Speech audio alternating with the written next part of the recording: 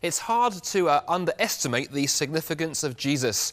Nobody has had a greater historical impact. Yet a common sceptical remark you sometimes hear is that we cannot know anything about who Jesus actually was, since the early Christians invented so many stories about him. But what skeptics fail to realise is that academic historians take Jesus very, very seriously, not least because we have so many good historical sources for his life. For example, many people do not realise that the New Testament we have today is actually a collection of books representing multiple sources about Jesus. Most of those sources are very, very early. Paul's letters, for example, date to the 40s and 50s AD, and Paul quotes material that's even earlier. Some of it, scholars argue, within months of Jesus' death. Then there are also many facts about Jesus which historians agree on.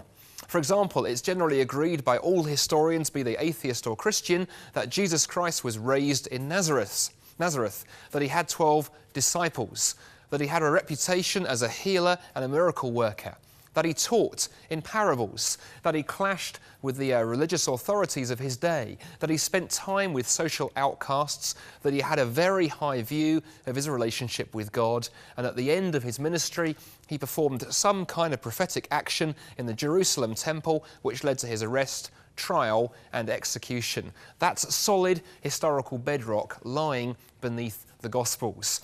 And that forces us to take the life of Jesus very seriously. We need to treat the Gospels as we would any other ancient literature and weigh what they say carefully. And reading the Gospels is profound because it brings us face to face with Jesus, a Jesus who made astonishing claims about himself.